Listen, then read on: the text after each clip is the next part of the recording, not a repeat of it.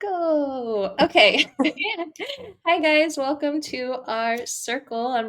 I'm super excited for this class. We are going to be talking about womb wisdom and manifestation with your womb with the beautiful and lovely Miss Nikki Colmone. Colmone? Close. Yeah, Colmone. Yeah. Oh yay! I was thinking about it beforehand. I was like, I remember it's Italian, but I don't Yeah. know the best way. Colmone. Oh, perfect. Yeah.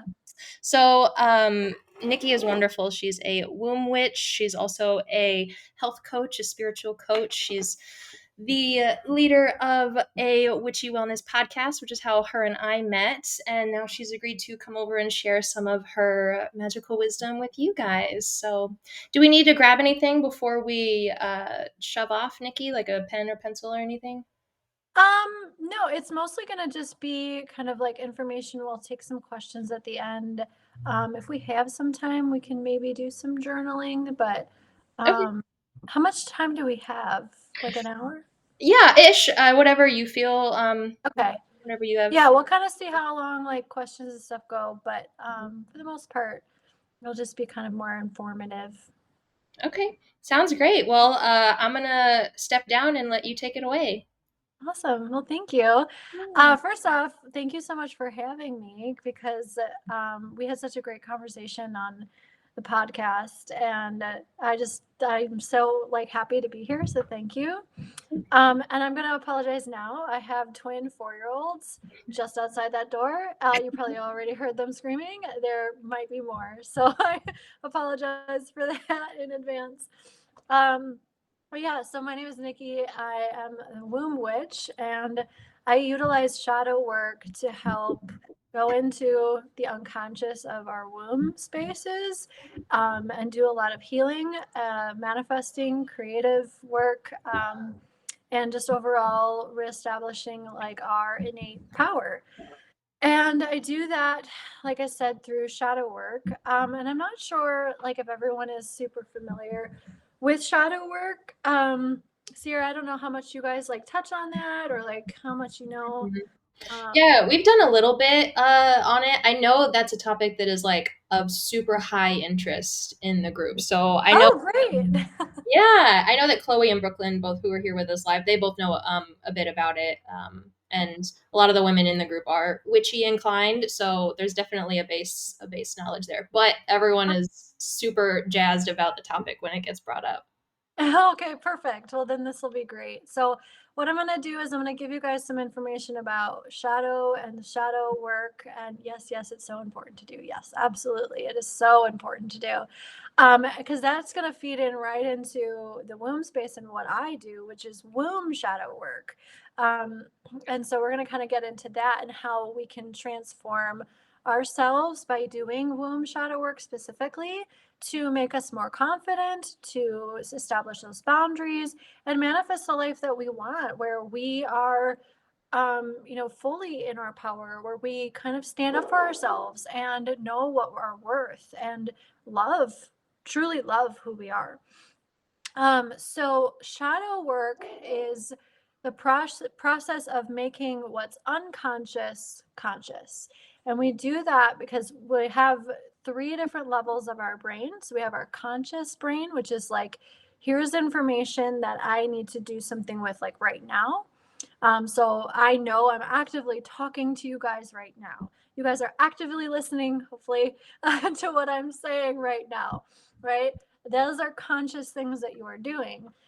Subconscious is, this is information I need for later. I don't need to do something with right now. Or it's like running in the background. Like we don't tell our heart to beat, but it just does it, right? Those are just kind of subconscious programs. And then we have a third layer, which is super deep, and that's called the unconscious. And this is where we take moments of our lives or past lives, even where there was something happened. It was just too much for us to really process at the time. And it kind of tucks it away in this dark little corner and says, let's forget about it.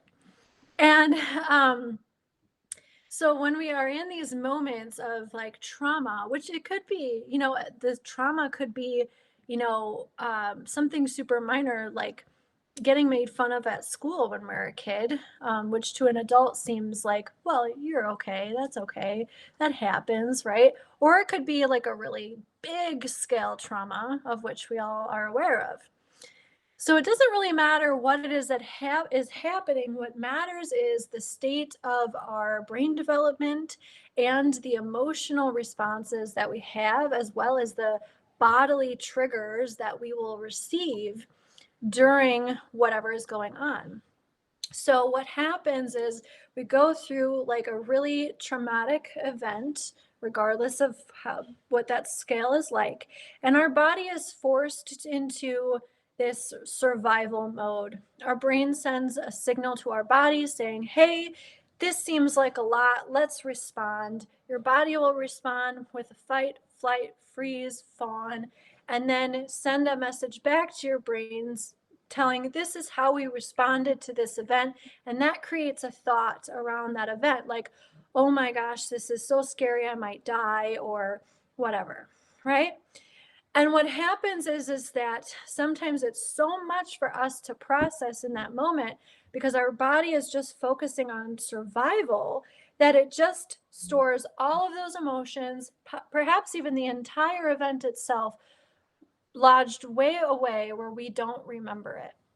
And we might remember bits and pieces about, okay, I remember this happening, but maybe you forget pivotal moments. Maybe you forget your actual feelings around the event, things like that. And so what happens is that we are completely unaware of how those things are shaping us in our everyday lives. We're completely unaware of the fact that we have these beliefs just written in stone, running in that subconscious over and over and over again. So, a perfect example for myself was when I went from one toxic partner to the next toxic partner, and it just kept repeating over and over and over again. Because there was one particular trauma in my life where my very first boyfriend that was extremely abusive that would tell me I wasn't worth anything, that I didn't deserve things. And so within all of that, I developed that belief that, well, I don't deserve anything better. Right. And so that's how it kind of ruled over my life over and over again. So, with what we do in shadow work, is we dive into that unconscious. We see what is the original wound? Where does that trigger, where does that trauma, where does that belief come from? We pull it out and we start to examine it like kind of like a bird's eye view. So you're not really re-experiencing anything, getting re-traumatized. It's just a bird's eye view of like, this is what's happened and this is how I truly felt about it. And now I'm getting this full picture and understanding of how that is still ruling over me. And when we gain that understanding, we can then do in shadow work, we can reroute those negative and toxic beliefs very easily because we're already there. We're kind of like in the programming at that point in our neural circuits. So we can do things to manipulate how we start to think about that particular event. And when we get back out into our conscious and everyday life, when we notice these triggers, we first off notice them. We're like, whoa, I know where this comes from now. And you can start making really action and like aligned, action oriented choices to move through those triggers in a much easier way. It feels easier to do. And that's how that established healing really starts to begin. It just feels easier and more natural because it's not an unconscious programming just running in the background without your knowledge anymore. So that's kind of how shadow work works. Now, what we do with womb shadow work is the same exact concept, but because our body holds trauma so well, it has to, because our body, like certain areas of our body, will remember, you know, that trigger. So if, let's say, we got lost at the mall when we were a kid and we felt super panicky, and we felt this tightness in our chest, right? And maybe every time we go to the mall, we feel that tightness in our chest, right? That is your body remembering that trauma. So when we go into like the womb space, where we're really diving into the very specific things that your womb space and your sacral chakra remembers. And now for women, I mean, obviously everybody has the sacral chakra, right? Like it's a huge energy center for everybody. But for women, ours contains a portal. Whether you want to bring human life into the world or not, um, it doesn't really matter. That portal is super, super potent, and it is extremely vast. It's unending, really. So this portal is this access to the spiritual plane, access to our power, access to our manifestation abilities, all sorts of different things. So the womb is responsible for our magic, our creativity, whether that's bringing in human life or bringing in the life of a new business or creative work and art or new strategies for your job or creating and manifesting a new position in your work, right? Those are what, you know, resides within that womb. But we also have, you know, our confidence, our self like assuredness, like who we truly are, what we're here to do. As women, we hold like our soul purpose in that area as well too. So there's so much to really discover when we dive in to our womb space specifically. And because it's just such a huge and vast, I kind of view all of the chakras as closets because it's like a good analogy. So if your whole body is the house, your chakras are the closets, and our womb, our sacral chakra is the biggest closet in the house. And so naturally, it's just going to store so much more. And when that closet door can no longer be shut, then things start to spill out. We start actually getting physical symptoms, you know, fertility issues, menstrual issues, things like that. But then we also get these beliefs that we aren't worthy or that we can't be confident, we can't rock red lipstick or this awesome dress or whatever, like little things like that too. It all kinds of starts to spill out.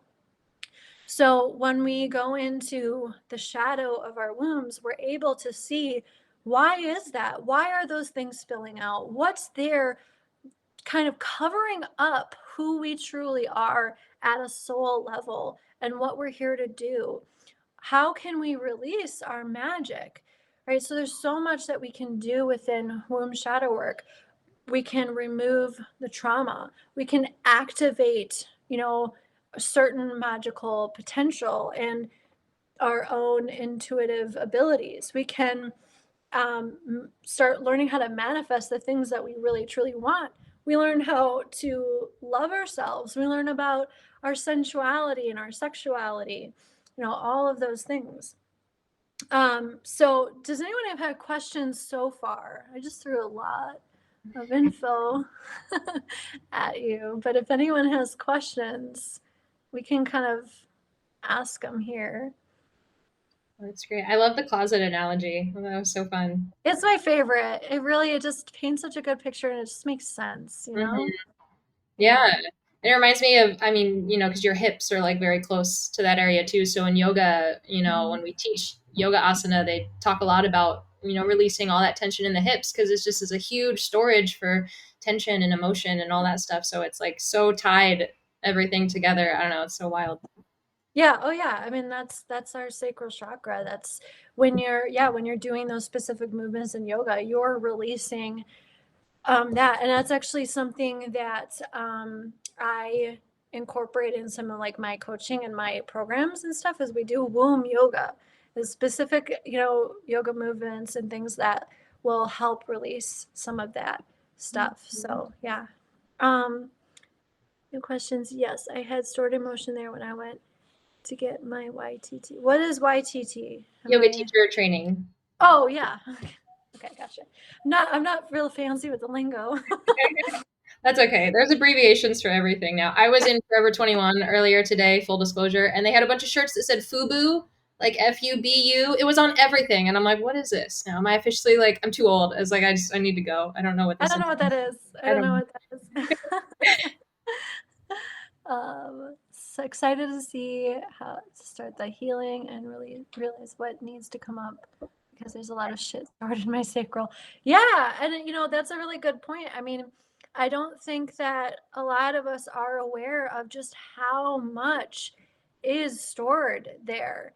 Um, so I actually kind of guest coach in my mentors program, and she has like a general, shadow work program where I kind of help support the women that are going through it. And every week is kind of like a different chakra, clearing out a different chakra. When they get to the womb stuff, oh my gosh, everyone's like blown away at what's there. And they have to redo that meditation over and over and over and over again because there's just more that just keeps coming up. So it's so common because it's that big, huge, wide open closet. So yeah, well, cool. If there's no questions, I'll kind of continue with it. So, um, the other thing about the womb, and I kind of touched on it already, is that, it's that big portal. Um, and I do a cord cutting meditation almost daily. Yeah, I mean, I think everyone could do that. Definitely, especially women for sure.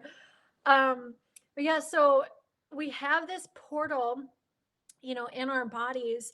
And the thing about our womb space is that it actually has a very specific amount of both divine feminine energy and divine masculine energy. And a lot of people are surprised at the fact that there's divine masculine energy within the womb. But the thing is that when it comes to the sacral chakra. Um, Now, this has nothing to do with gender because gender doesn't really matter. It's really just about which energy you hold most.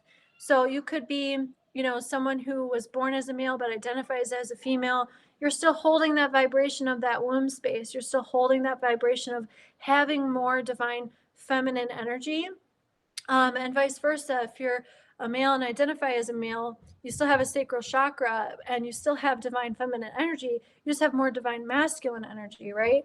So our womb spaces are always going to crave some form of divine masculine energy. It needs it because it needs it for protection and safety. And divine masculine energy is also about like helping others. If you've ever met a man, they always want to fix everything, right? I know my husband does, like, how can I fix this, right? Um, that is that like divine masculine energy. And so our womb really needs that too. We just tend to have more of that feminine energy. And everybody's balance is a little bit different, and that's unique to the individual. I am a woman that has a little bit more masculine energy than the average woman because that's just who I am. But either way, that divine masculine energy is still needed within the womb. And what we see a lot in society and especially in the spiritual community is that that tends to get kind of suppressed or pushed away because a couple of things happen. We live in a society that's extremely patriarchal and very toxic masculinity. And us as women feel like we have to show up in a different way in order to be successful, to be taken seriously. Um, and those are all traumas of themselves that we're kind of storing in our wombs too. So literally every woman has womb trauma because every single woman lives in this society that we are in now where we don't get paid the same, where we um, feel like we can't be emotional because we won't be taken seriously, all of those things. So we experience that. And then it's kind of like we don't want anything to do with that masculine nature. And then when we get into like this spiritual community, what I see a lot is how a lot of people will kind of shun that masculine nature away completely. Just kind of I don't want anything to do with that because it was so toxic and I'm so burnt out. And so they get a feel for what that femininity feels like, and it feels freeing and it feels beautiful because it is. But then they go so far into the feminine that they lose structure. There's a lot of chaos in their life. They're forgetful. They forget things.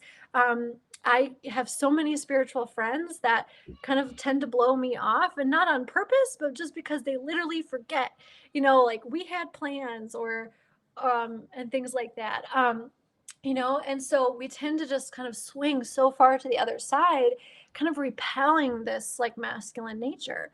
But what happens in our womb is that our womb is craving that. And so when we don't get that in our womb, we become really codependent. We become really like, we need that, we need people's like, opinions, and we need to kind of cling to those things because we don't have boundaries. We don't know what that is like, healthy boundaries are, because we don't have that masculine set up. So a lot of times we'll see people kind of ghosting or whatever because they don't have that masculine nature of like, no, thank you. I don't want that. Right. So that's kind of what I see a lot, especially in the spiritual community, but also just like in general with women, because like I said, the society we live in, how much trauma we're holding there, it's easy to kind of stay in that like feminine based nature because it feels better, it feels safer. But the thing is that we're not actually creating safety in our wombs by doing that. We're creating chaos. And with that chaos comes a lot of like questioning yourself, doubting yourself.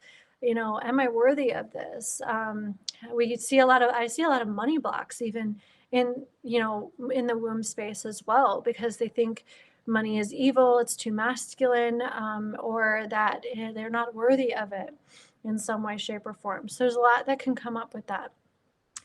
So, with all that being said, what womb shadow work really is about is balancing those two energies out. How do I have this safety and protection for myself without having to rely on anybody else? Um, but also finding this freedom and this flow at the same time.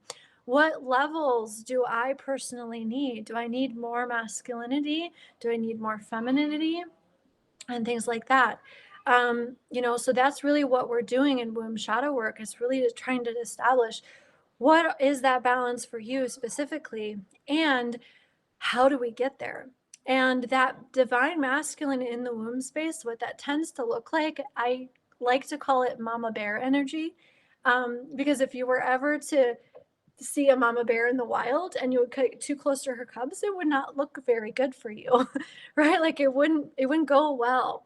We have two sides of our personalities, both a really light, feminine, beautiful side, but then also this really dark side that we tend to suppress because we think it's bad, because society portrays it as bad, but it's not.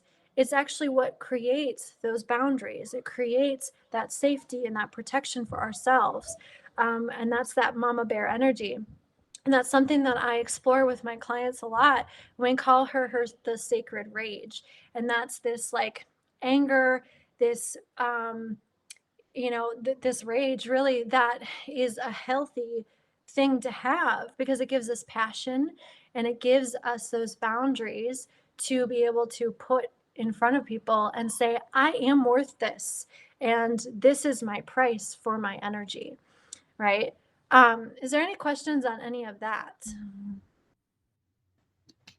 Does I'm all of just that make sense? yeah.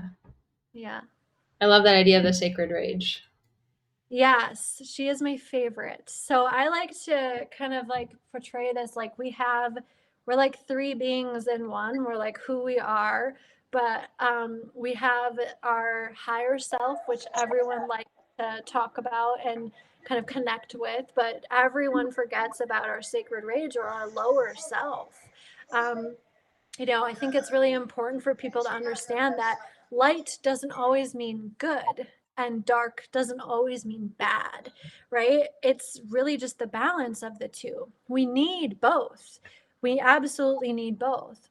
But society and how we're raised and all of that paints this picture that darkness is evil, and that those dark places of who we are is bad. It's not nice, it's not polite, or anything like that. But that's not true. That's really what that lower self, or that sacred rage, is really all about. And so we are kind of like, but we're this higher self, we're this sacred rage, and then when we can combine them into our physical bodies, that's what real embodiment really is about. It's about finding that flow. And I'm like, I feel free, but I'm also not going to, take anyone's crap anymore, Mm. and you're going to feel that confidence, and you're going to be able to stand up for yourself, and really, incorporate that embodiment in your daily life. So yeah, any questions at all on that?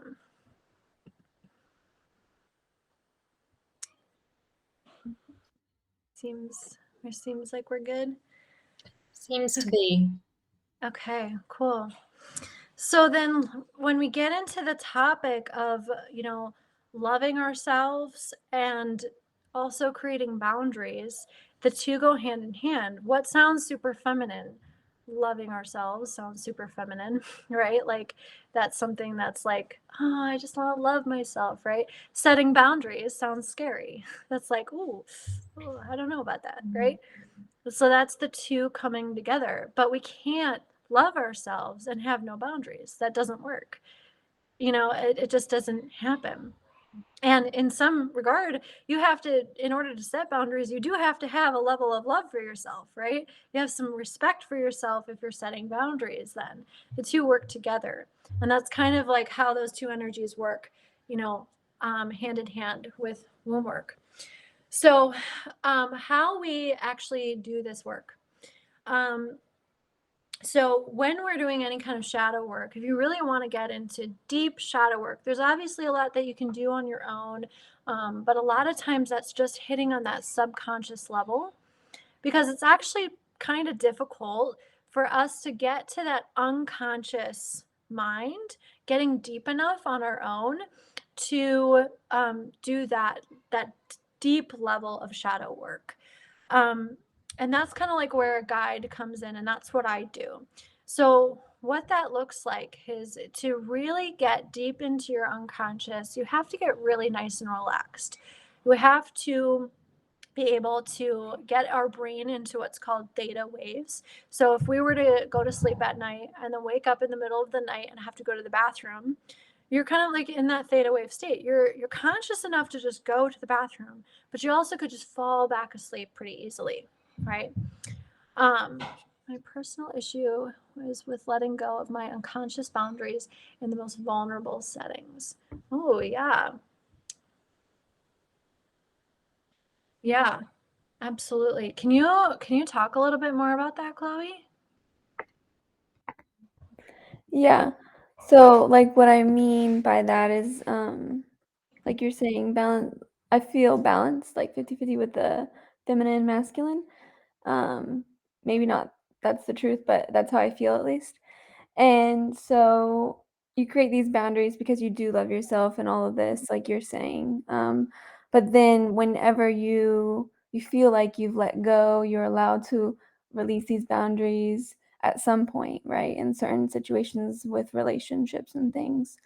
Um, but then when it's the most vulnerable settings, there's this level of unconsciousness, these unconscious boundaries that you don't understand that you're still holding on to. So therefore you can't fully let go and just does that make sense? I see. Yeah, so almost like a fear that's holding you back, fear of maybe Mhm. getting hurt. Mhm. Yeah, fear of being vulnerable. Is that kind of what you're saying? Right, I would say fear of just the unknown, I would say Yeah. mostly.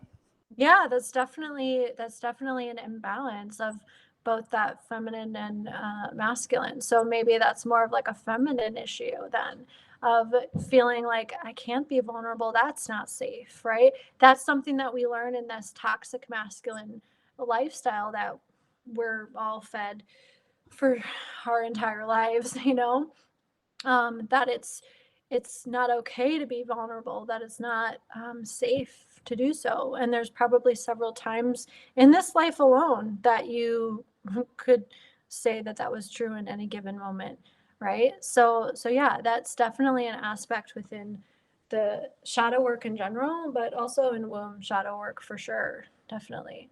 So yeah, how we release some things like that, especially.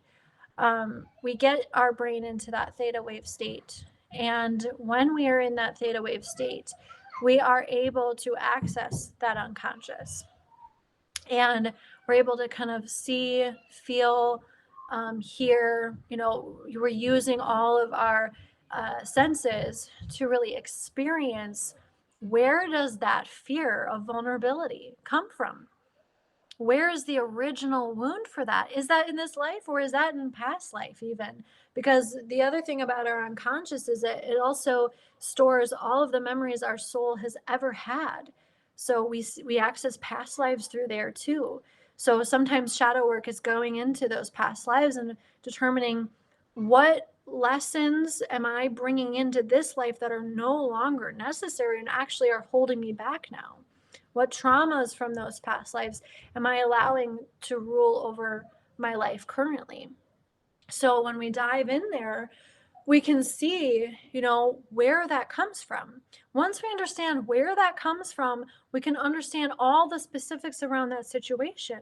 And it helps us understand ourselves a heck of a lot more when we really get the full picture.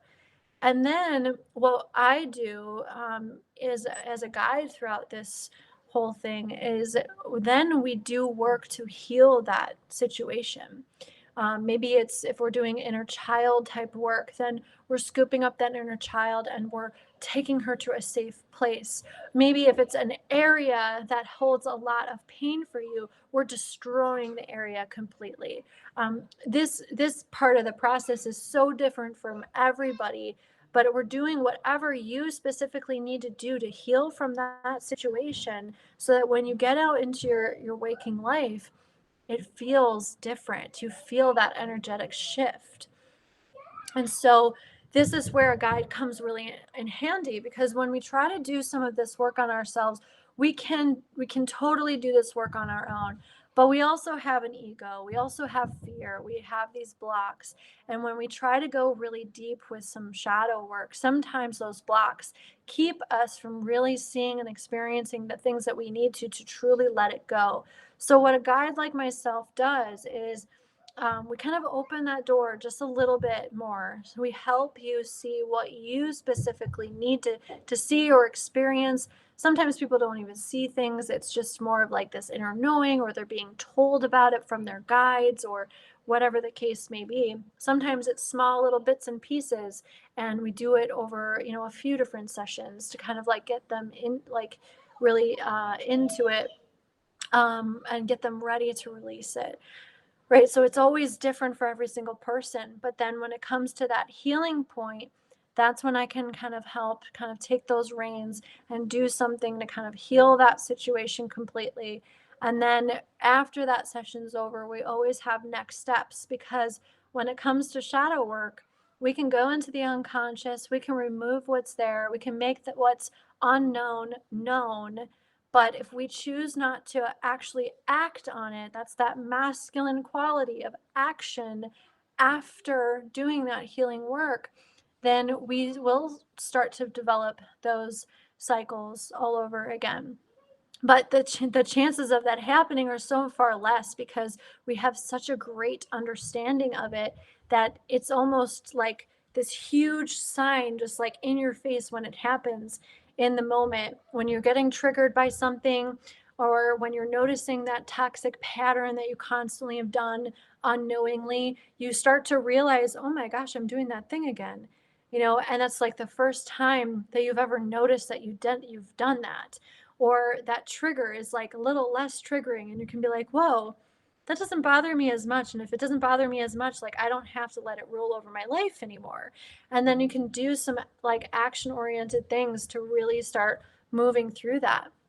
And that's how we start to really heal through these things. So shadow work in general is such a powerful and efficient way to move through trauma, any sort of like mental illness that we might.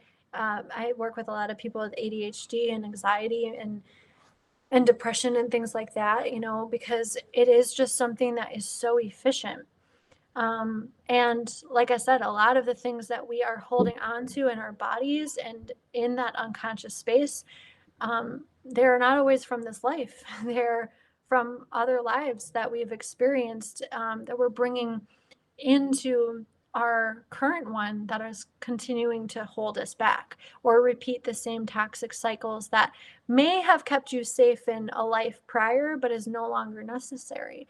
And so that's where we get really unique and with each individual, and really figure out what is it that you specifically need to release that thing. So that's kind of like the nitty gritty of how we start to move through that stuff. As far as moving through it on your own, simple things that we can do is starting with basic meditation. The more that we can get our brain to feel safe and relaxed on a regular basis, the more it will reveal to you. The more you'll be able to connect deeply with your guides. And if you do that, they'll also be wanting to show you how to move through these things yourself as well. That is really the first step, is just establishing that meditation practice. I have ADHD, and so I have a lot of squirrel brain, I guess you could say. And I have a lot of clients that are like, oh man, I've tried meditation, it just like doesn't really ever work for me. But the thing is like our brain's a muscle, just like anything else, it needs its workout. And when I started to really get serious about my meditation, I started with 5 minutes at a time and increased the time each week. And yes, sometimes those meditations were incredibly messy, thinking about to-do lists, thinking about nonsense stuff. But what it was practice. It was allowing my brain to recognize, oh, we're actually getting some time to process everyday stress. We're getting time to actually process that to-do list that's a mile long. We're actually getting time to process what happened earlier in the day that was really triggering, and then that's where it starts, and it just starts to compound and get bigger and bigger and bigger until you're starting to kind of do your own shadow work unknowingly.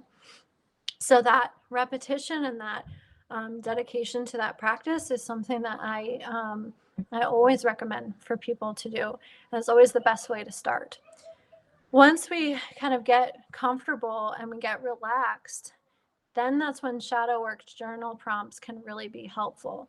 Because if we can get our brain in that theta wave state, we're much more likely to pull from that unconscious part of our brain versus just the subconscious. Now, subconscious journaling is super helpful. It's also needed. But if we're really trying to heal on that deep level, we really need to access that unconscious, what's been lying there that we are completely unaware of. And so if we meditate first, get really nice and relaxed, and we have journal prompts that, are kind of designed to get us some answers to things that we may not know, then we just allow our pen to write without thinking, without judging anything that comes up, just kind of stream of consciousness. Then that can be extremely helpful in a great way, something that I always do, even to do your own shadow work.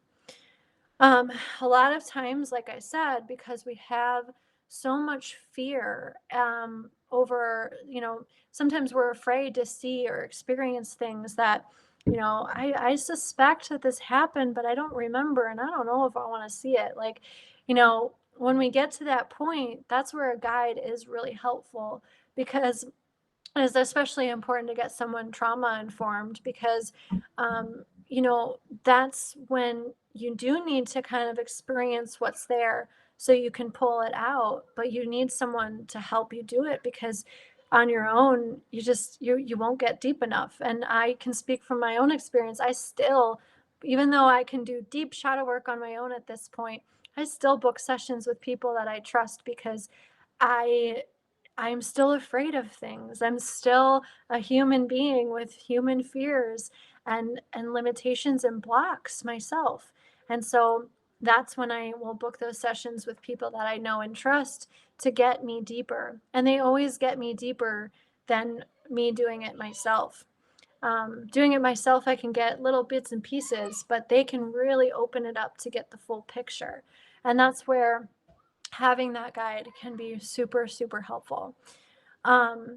So yeah, that's kind of like what I would say is like a kind of like a 3 steps into doing shadow work. And it goes the same for womb work too. It really goes hand in hand, whether you're wanting to do, just general shadow work, and, or if you want to get really specific and target a specific area that you're holding a lot of trauma, like the womb. It's all kind of similar. But yeah, any questions on any of that?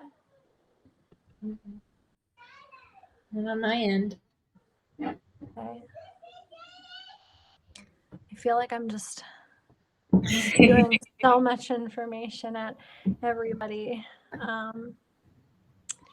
It's great though. It's a lot to take in, but the information is so great. Yeah. Yeah, it's really, really powerful. And when we concentrate that work specifically on the womb, because of how huge that center is for us women, I mean, they really get amazing, amazing results. It's not too much. Okay, good. I'm following right along. Great. Perfect. Yeah. So, I mean, this is something I can talk about for days because I love it so much. But yeah, so, just to kind of share with you guys some uh, kind of ways that this, especially womb shadow work, can really transform the way you think about yourself and how you're portraying yourself in the world. Um, I personally was somebody, I grew up, we talked about this here too on the podcast. I grew up in a really religious upbringing, and I was very afraid of anything metaphysical and spiritual. I was very much in the belief that as a woman, I did not mean as much as men, that I was subordinate, all of those really awful things. And it led to a lot of trauma in my life, especially choosing partners and things like that. And I really truly believed like I did not deserve anything. I didn't know who I was. I went from one job to another job to other jobs because I had no idea what I was supposed to be doing. And I just felt really lost. I struggled with panic attacks, so many, like even just throughout one given week, it really was starting to rule my life. And I was looking at medication, and I am somebody who likes to do things as natural as possible. And I was like, how am I getting to this place? How am I here right now? And an instance in my life really rocked me, and it kind of woke me up, and it made me realize there is more to life than this. And all of the things that I have been suppressing, all my interest in witchcraft, my interest in, spirit guides, and like all of that stuff that I thought was, from the devil and evil, I had a real interest in it. And, I decided I'm going to start looking into it. And the more that I did, then when I actually found shadow work and I started doing shadow work, I found myself in my womb all the time, because that's where I was holding all of that religious trauma, that trauma with partners, the trauma of like feeling like I wasn't enough, feeling like I didn't know who I was, feeling like I didn't, belong anywhere, and things like that. And now here I am teaching women how to do the same. And I feel so passionate about it because I know how it has changed my life. And I, you know, we're seeing a lot of hype on shadow work now. Like it's becoming a very popular thing, which is so cool to me, because even just like a few years ago, it was not like super popular. It was kind of like scary. But it's becoming more and more like widely accepted and popular, especially in the spiritual community, which is super great. But what is not really being talked about is how we can actually really hyper focus on specific areas like the womb. And that's not something that I see a lot of people doing. and talking about, but there's so much there. And that's the only reason I kind of like specialized in that is because of my own story and how much I found there. And now I'm at the point where I'm fully out as a witch. My family finally kind of gotten to that point where, they're accepting of that, even though they don't understand it at all. And I'm able to help other people. I'm passionate about what I do. I feel like I found my place, and so that is all because of that womb shadow work too. And I have a lot of clients that come from that same place where, they felt a lot of those same feelings. And a lot of them are creative individuals too. Like my one client is an author, and she sat on her book for years, just being afraid of getting that book out there. And she's finally excited about getting that book out there. And actually, today she told me it's actually fun submitting it to literary agents. And I was like, who are you? Like, that's super cool. Um, and now instead of having writer's block, she's having all of these ideas and creative projects come up, so it really can transform you super quickly. So to kind of help you guys kind of target the womb within your shadow work, you can actually do specific womb journaling exercises. With that, like meditating beforehand, getting really nice and relaxed. And actually, one of my favorite ways to connect with my womb is to kind of just place my hand there and just kind of breathe into that space, try to connect, really just feel like, what is it that I'm feeling in that space right now? What emotions are coming up for me right now in that particular space, and just like really just connect, because I don't think we take a lot of time to do that, you know, specifically, and just see what messages do come up. What does my womb have to say to me right now? And vice versa. What messages do I have for my womb? And having a conversation with her like she's a sentient being, because in ways she is. That's the magic of it. So that's kind of like one of my favorite ways to really connect. Something that I have my clients do is just have a conversation with it. Have her write you a letter. What do you need to know right now? And just write and see what comes up. That's a really great way of starting that connection and starting to create that link. Um, every time you get into a creative mode, really asking her to help guide, having your womb guide you and support you in that creative endeavor. Seeing what kind of like downloads and inspirations can pop up for you. Um, and things like that. So really just kind of even just focusing your meditation specifically on that space. What does that space look like for you in your meditation? Where are you taken to? Is it this like really grand, beautiful, flowy beach? Or is it like, mine, when I first went to my womb, was like literally a cold stone church, right? Like, what does it look like in there? And how can you start to make it look like how you want it to look, right? And these are just like really simple ways that you can meditate or journal, especially on your own. Even just asking your womb, hey, what do you look like right now? Have her, write a descriptive process of what it looks like. And then ask yourself, what do I want this space to feel like? What do I want this space to look like? And things like that. Those are really great ways to start just understanding, who is my womb? Like, who is she really? Because it's an aspect of who you are. And the more you find out about her, the more you're going to find out about yourself. And you're going to learn how to integrate those things together. And that's where you find that real embodiment, that love for yourself. You find that mama bear energy, and you say, then now I'm going to work on my boundaries because I have that, right? The other thing that you can do is having conversations with your higher self, and also having conversations with that sacred rage. maybe going into a meditation, trying to picture what they look like, what they feel like, what their energy is like, and literally conversing with them. What do I need to do to encompass you more? And you know, a lot of times I feel like we do a good job of doing that with our higher self, but not so much with our rage self, because we don't even know she's there half the time, right? So these are all just like simple exercises that you can do. Oh, I do. Good.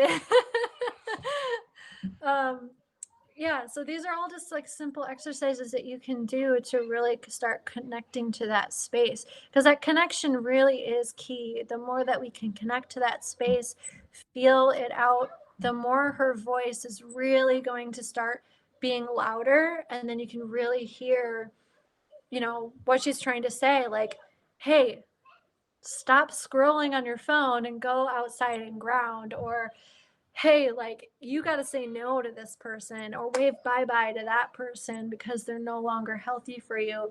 These messages will start to get more clear the more that we can just connect to that space and kind of like uh, decrease that gap that we have, because society really does a great job of, you know, keeping that gap really far from us women especially.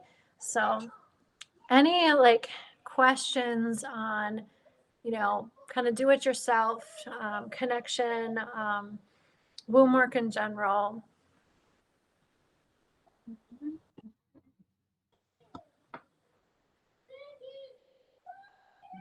Mhm. Not on my end. Chloe, you got anything? No, I'm just trying to digest it all and like write down all these things so then I'll do that. Yeah. So I don't have anything. If someone else talks, then I might have something. No worries. The other thing that I can do, let me pull it up really quick, is I have a couple journal prompts that I can give you guys to start off with. Let me pull them up really quick.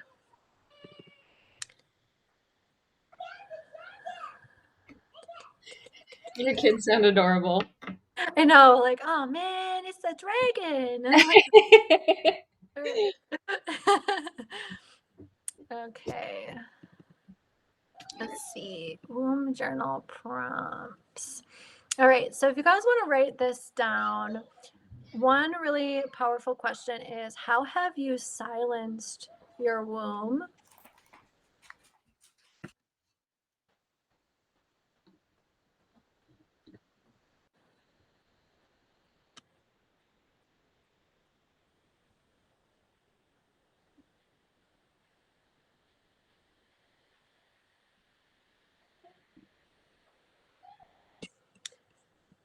And all of the prompts I'll give you, they're womb specific. So you're asking these questions to your womb. The second one would be like, what band-aids have you used to cover up your pain or your dissatisfaction? So it could be like food, alcohol, work, sex.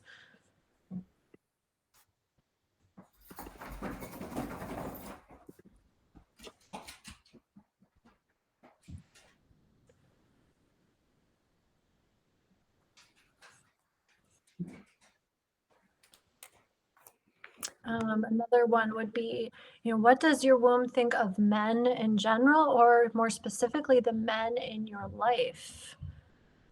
Trying to heal that masculine piece.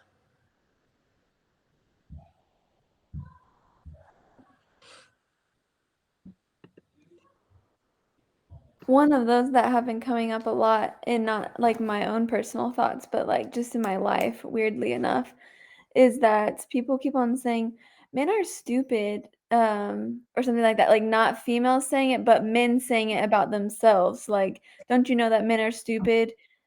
And I'm like, no. And then they're like, um, well, then I don't know. It's just so weird that like men think are like being put into this role that like they're men are stupid, women should know that and accept that about them or something.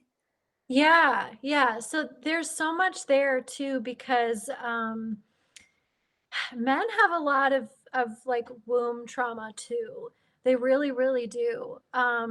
Because of the same society, because of this like pedestal that they're almost put on, and they're not able to express their feminine nature because that they have a feminine nature. Every single man does, but they're told to completely repress it because it's not manly, right? And so they're not fully embodied. And so we're expected to just accept them how they are.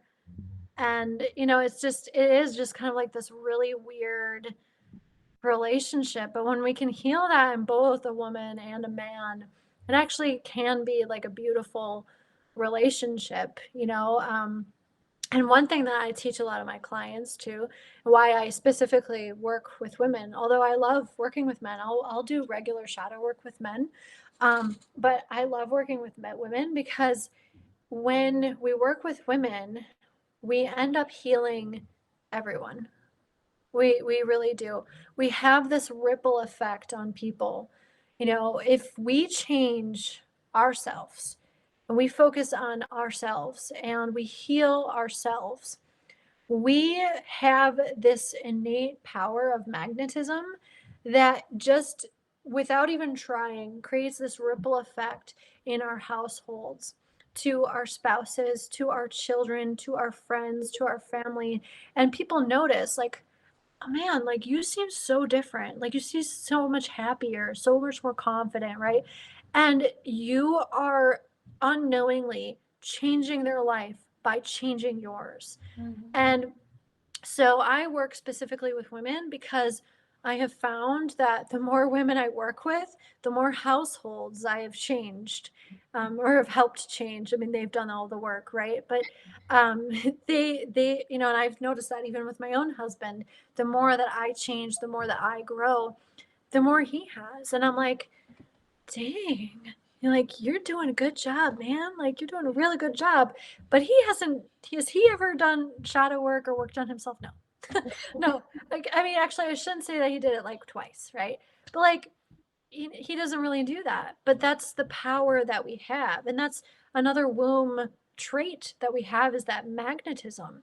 Just being able to attract and put out, like we have this beautiful ability to just give and attract so naturally, but it ends up usually working against us because we're pulling in everyone's toxicity and giving out all of our love, right? But when we learn how to do that correctly, we are giving out all of our love, but we are also attracting in things that we can receive, things that can fill us up, like attracting in better relationships or more healed versions of the same relationships and things like that.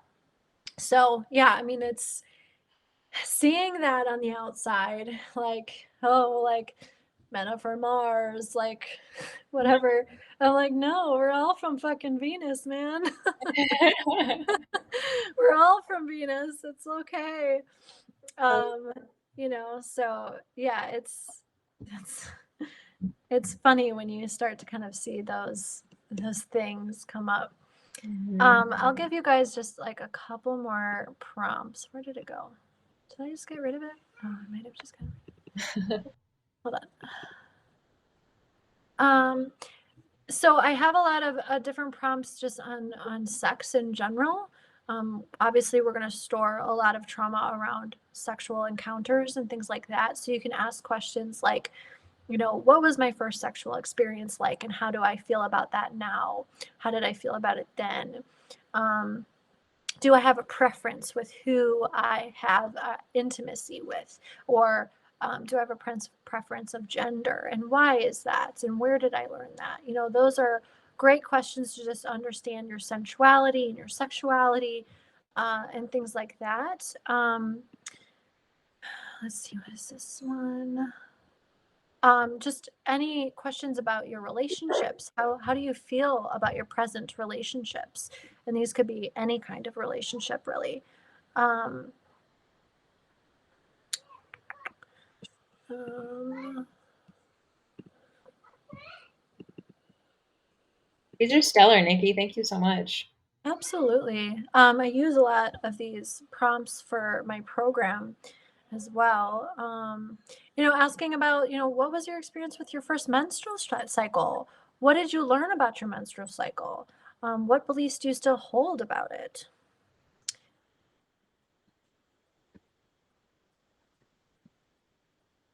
I feel so bad because it's something that's so important and magical to me now. I could not for the life of me remember what my first period is like at all. Like Really? it's gone. Yeah, I have no idea. Oh, we should dig it up. We should I know. find So I wonder find out why you don't remember it remember being it. bad. I would love that.